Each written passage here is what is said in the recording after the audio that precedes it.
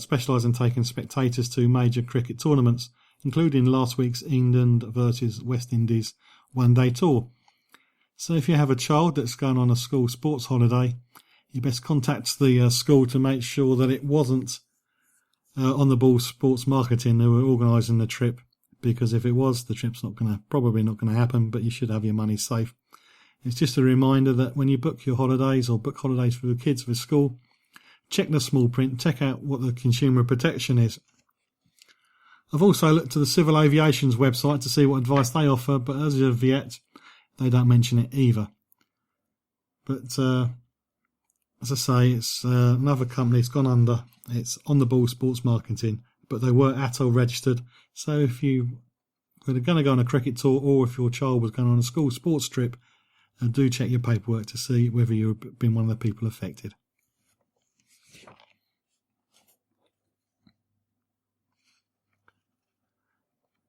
And now for a story which has upset an awful lot of travel agents, and that's the news that Monarch is going to upgrade nice customers, but only those who book direct over the telephone.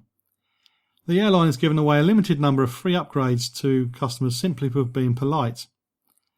The selected customers will receive extra legroom seats which give up to 15% more space and priority check-in. Although I booked in a legroom seat for a Monarch flight I went on to because I'm 6'3", but unfortunately the legroom seats have reduced bum space. I was wedged in with my fat bum, but my legs were fine. So the upgrade only will apply to the entire booking, so all those travelling together will be given the larger seats. Monarch said the upgrades, which are subject to availability, were worth more than £100 per couple and could only be awarded by its own customer service staff, not to check-in personnel or travel agents. The initiative follows psychological research commissioned by Monarch and carried out by Goldsmiths University, which it claimed proved that its customer service staff were nicer than the average person. Monarch customer services staff have up to 10 upgrades a week they can give away to customers who are especially nice over the phone. So I say travel agents are very, very unhappy with this because their customers are not eligible. But what about you? Have you been nice when you've rung up? Do you feel that you should have been rewarded just for being a nice person? Well, now's your chance with Monarch. Although probably, as always, this is going to be a limited run, but get in there quick. See if you can get yourself a £50 per person if you're a couple upgrade with bigger seats.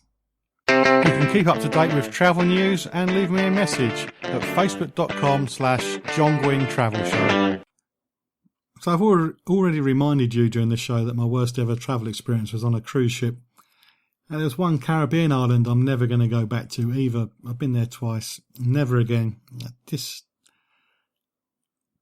didn't really get on with the locals. I don't know what it was. It just seemed a nasty place to be. But it's just my experience. Maybe yours has been different. However, maybe if you were thinking about St. Lucia, you might be thinking differently after you hear this news. The island is to triple its tourist rates from the 1st of April, adding approximately £117 to the price of a couple's holiday to the island. The current departure tax is just under $30 per person, but on the 1st of April this will rise by £38 per person, and a $35 per person airport development fee will also be introduced, making an increase of $73 per person. The Tourist Board has contacted operators to say that the tax will apply to all bookings ticketed after the 15th of March 2017. So if you're thinking about going to St. Lucia, you've missed your chance to get the cheap price now. And it urged that all bookings will be rushed through to avoid the tax increase. It added that we understand this may impact clients who have booked but are not due to be ticketed until after the 15th of March. So this is something you may not be aware of. You might have booked a holiday but you haven't been ticketed. So again, this is another example. Read the small print to see whether you're going to be liable to pay any increases because the difference between you booking and the time it takes for you to be ticketed. Another bit of black arts when it comes to booking holidays. Some tour operators may absorb the costs on the packages already booked, but others will be passing the extra charges on to the customers. but now the deadline's passed, so if you're listening to this, you're thinking about St. Lucia. The price of your St. Lucia holiday is going to be more expensive than what it would have been if you'd looked at it before you listened to this show. Travel Zoo, on a different story, is slightly more cheerful if you work for Travel Zoo, has been announced the winner as the best use of search category in the 2017 Travel Marketing Awards in the UK. These awards are now in their 9th year, and according to the awards company, they are the largest and most prestigious event in the UK travel tourism marketing calendar. Take it from me, there's an awful lot of travel events when it comes to awards in the year. Not as much as TV, but there's still a fair few. Travel Zoo won the award for its 101 Things to Do in the Lake District, which was a fully interactive guide to all the best things to do in England's largest national park. It combined recommendations from local experts and top tips with an easy-to-use website. The guide aimed to surpass any existing content already available in this space. In creating the guide, Travel Zoo worked with local businesses to encourage visitors back in the area after the devastating flooding in the Lake District in 2015-16. The campaign was so successful that Travel Zoo has since collaborated with Visit Cornwall on 101 Things to Do in Cornwall, and now are working on a similar guide for London, which will be live in April. So if you're thinking about what to do in Cornwall or the Lake District or even London, check out the Travel Zoo website for the 101 Things to Do. As an ex-travel agent, I would be really worried if I was still a travel agent when companies such as Travel Zoo put these things together, because the more they share, the more content they provide, it gives you less and less need to use a travel agent. Although travel agents would say differently because you need the personal touch. But the personal touch is one thing. Doing the booking for somebody and getting commission is completely different to providing information such as 101 Things to Do. If you've used the 101 Things to Do in the Lake District, did it help you make your decision on your booking, or would you have gone anyway? Let me know, facebook.com/John Guinn Travel Show.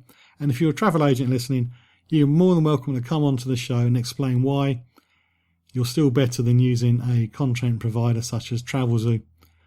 I still think a good travel agent is better than doing it yourself, but it's difficult and harder to convince people otherwise. So if you're a travel agent, you want to come on the show, please let me know, facebook.com/John Guinn Travel Show. You can keep up to date with travel news and leave me a message at facebook.com/John Guinn Travel Show. One of the hardest working PR firms or PR tourist boards I've ever come across has been Visit Scotland. They have stuff, sometimes it's out every day. They work really hard to encourage people to visit Scotland. So I'm going to share one of their things, and it's a new ebook and film which has been viewed almost 83,000 times on YouTube. It's helping bring breathtaking scenery and diverse array of activities in the Highlands to the traveller. The vast region of the Highlands, which is where my father-in-law's from, have long been celebrated for its rugged landscapes, unspoiled coastlines and strong outdoor and wildlife links, as well as prospective father-in-laws who won't speak to their son-in-law or prospective son-in-law because he's English. That's all been sorted now, but it made for a really rough 6 months. And I've been with his daughter now for 30 years, so I guess I did something right. He said, bragging. Anyway, the film and ebook, which is broken down into 5 sections of see, feel, meet, do and eat, will be used by Visit Scotland to encourage people to discover your hidden highlands, and will be promoted across its global digital channels to encourage people to visit this spring. To ensure both seasonal and geographical spread, the online interactive e-book immerses the viewer in hidden gems of the Highlands, off-the-beaten-track adventures, surprising experiences in unusual places, quirky seasonal events and remote, seldom-visited wild places. I've got a 50th coming up. I'm thinking about South Africa, but maybe I'll do Scotland instead. Although there'll be an awful lot of in-laws I've never met and I'll have to avoid if I go. Now, the ebook promotes a range of outdoor activities, as I said, as well as highlighting the unique culinary offerings of the Highlands, including local seafood, sweet treats and Highland home cooking. For more information, you go to www.visitscotland.com/Highlands. When I planned this show, I was going to do a big feature on technology, some new apps for you to try, and talk about chatbots. But before I talk a bit more about technology, I just want to let you know when technology goes wrong. I found this story back from Valentine's Day in February. BA passengers were stranded after the wrong map was downloaded. The airline apologised to passengers on its all-business class London to New York flight after engineers downloaded the wrong route map and stranded them in Ireland. The flight from London City to JFK touched down in Shannon for its normal refuelling and immigration stop when the crew discovered the error. BA engineers had assumed the small Airbus A318 was heading for Europe and had failed to download the relevant flight maps. The crew were unable to download the correct data or fly back to London as the fully fueled aircraft was too heavy to land there. So that's when technology can go wrong. And say when I was planning, but I haven't actually covered it on this week's show because I decided to drop it, I was going to be looking at new apps that you could use to help plan your travel, and a new thing called chatbots, which can help you to research and plan your own trip. Instead of using a proper person, you send a few questions and this chatbot uses keywords to come up with the right answer for you. Have you used a chatbot? Before I do this on the show, I'd be interested to speak to somebody who's used one. Did you find it the easiest way ever to plan your holiday? Did the chatbot come up with some really weird suggestions which were completely unsuitable? As always, facebook.com/the John Guinn Travel Show is the Facebook page to contact me. Or you can tweet me at holiday_hut, which is the Twitter account I had for my business. I've kept it. I mean, loads of people know it, so I'll keep it. I'm just interested to know how technology plays more and more part of when it comes to planning and researching your trip. I have written a book a few years ago about how to use the internet to plan and research holidays. Ridiculously out of date now because it's 5 years old now.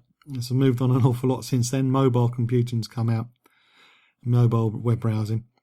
But I'm interested to know. I've already said about why use travel agents. Are they really needed? And if you are a travel agent, again, come on, tell me, why should people use travel agents and not the internet? But if I need both sides of the argument. If you use the technology, you use chatbots, you've had automatic booking requests all done for you, you've got favourite apps. Give me as much information as you would like to share at facebook.com/John Guinn Travel Show.